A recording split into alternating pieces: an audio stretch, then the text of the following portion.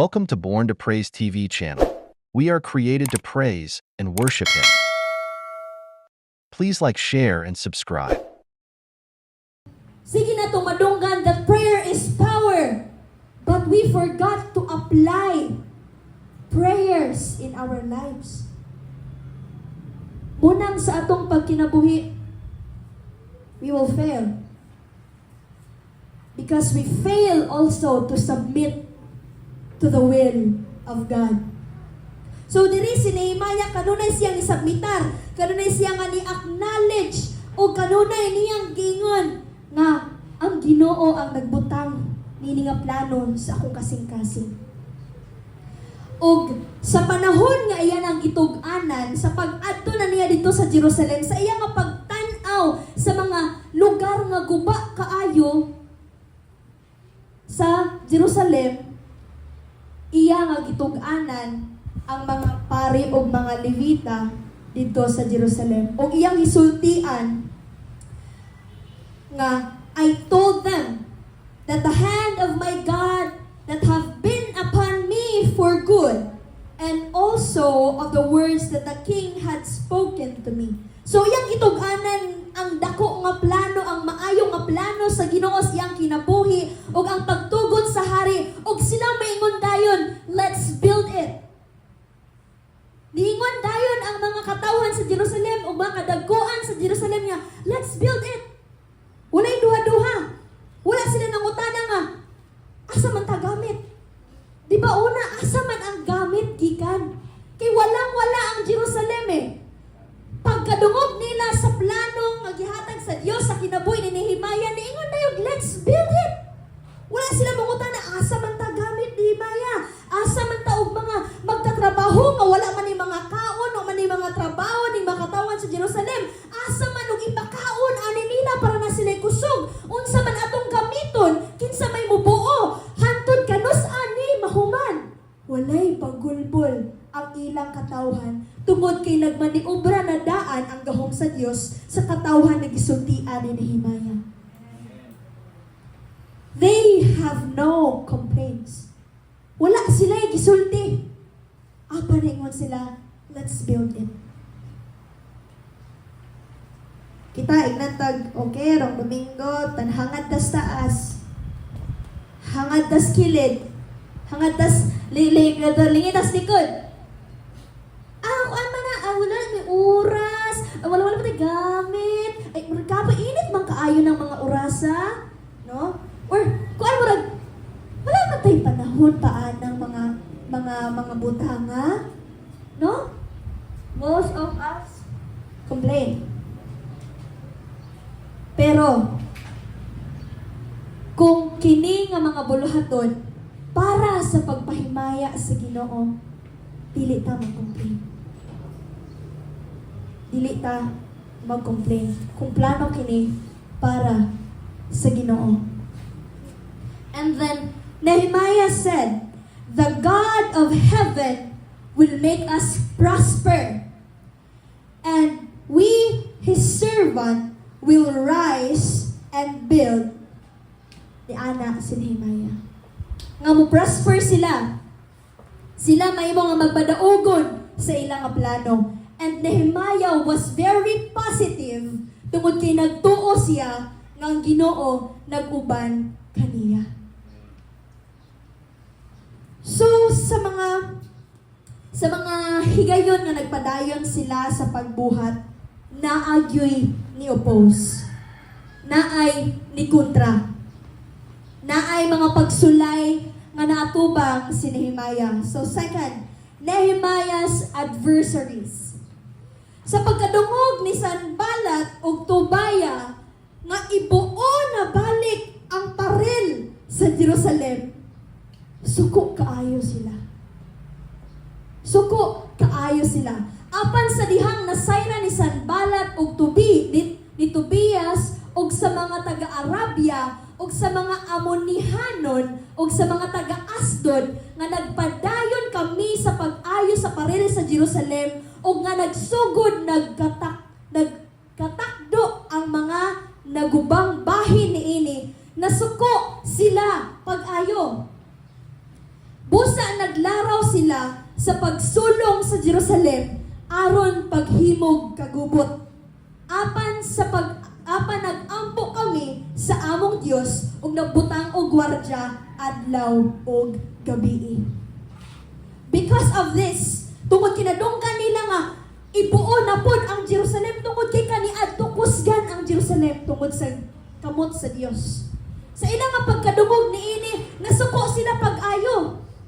Grabe ilang kasuko ug gusto nila nga pamatyon ang mga katawan sa Jerusalem aron dili na usab sila makatindog pagbalik. Tungod kay kaniadto kanunay nga nabuntog kini mga nasura tungod sa kamot sa Dios nga nagtabang sa Jerusalem. Ug tungod kay nadunggan nila nga ibuo o patindugo na nagbalik, suko kaayo sila. Grabe ang ilang kasuko. Apan unsa ilang gibuhat? Nagampo kami sa among Dios. Wala niingon si Nehemiah, nagbutang sa mi gwardya o sa mi magampo. Wala siya mangingon nga, pagbutang sa tagwardya kay para safety jud ta while magpray. Wala sila moingon, wala niingon si Nehemiah ana, but first, they pray.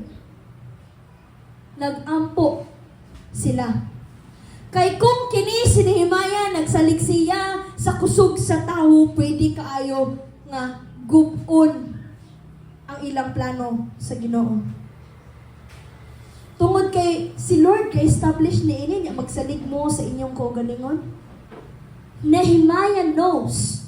Nehemiah really knows unsay kayang buhaton sa Ginoo. Dili sila mo submit sa plano sa Ginoo, pwedeng ang Dios mismo mo guba nila. Tungod kay nakabalo na si Nehemiah anak kaniadto. Una nilang gibuhat, again they prayed. Again and again they prayed. Take note of the importance of prayer in the life of Nehemiah. Ug tungod niini,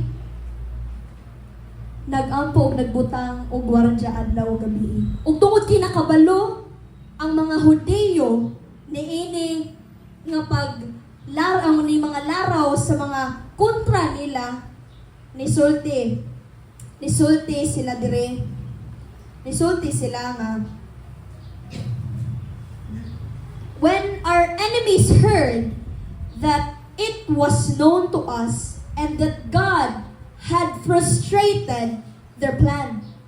Again, naingon na po si Nehemiah, God have frustrated their plan. Wala sila naingon si Nehemiah nga, nahadlok sila kay nagbutang man mi gwardya. Wala gisulat ni Nehemiah diri, and they were afraid because there are guards. Wala niingon si Nehemiah, but again, Nehemiah acknowledged that God frustrated their plan. Ang Ginoo mo'y naguba sa ilang plano, dili tungod kinakita nilang naay gwardya. Again, Nehemiah acknowledged the work of God. Nehemiah acknowledged the work of God.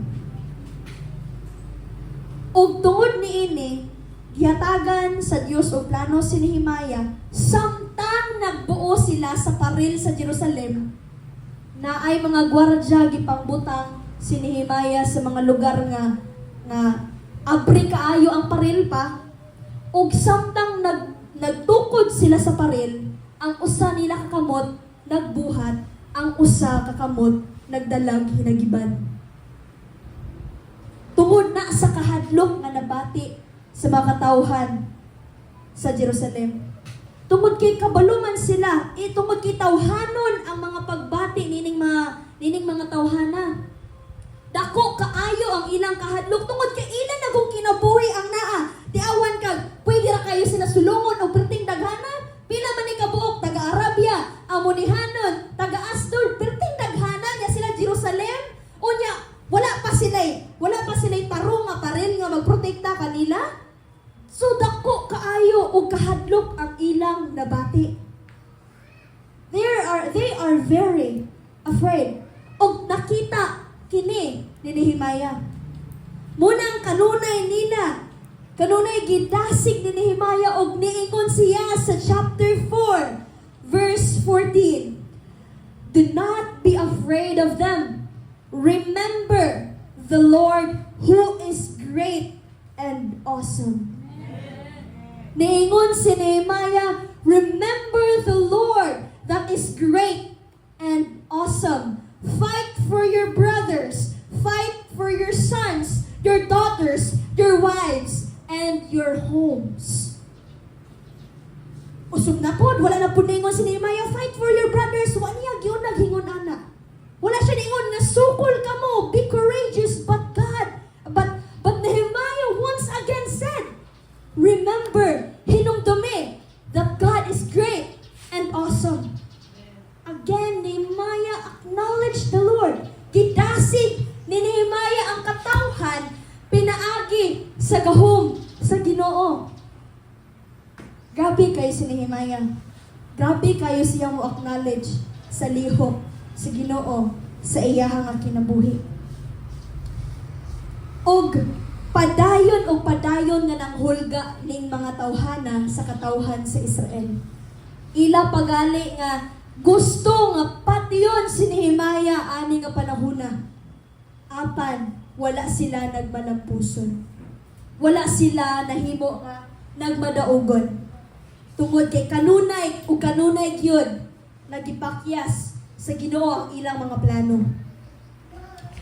Og tungod sa ilang pagsalig sa Ginoo og sa ilang courage samtang sila nagbuo sa parel, and then the wall is finished.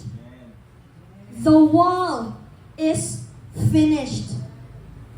Nahuman gayud ang pag-ayo sa parel sa Jerusalem sa ika-25 nga adlaw sa bulan sa Elul, tapos sa 52 ka adlaw nga pagtrabaho. If you could see the map of Jerusalem, it is very big. Ang kitag-iya sa lugar sa ang perimeter o sa kadaka, dako kayo. Pero ilaha kining nahuman og 52 days. Less than 3 months. Sakto ba ko? Less than 3 months. Nahuman nila ang pagbuo sa wall, sa parel sa Jerusalem.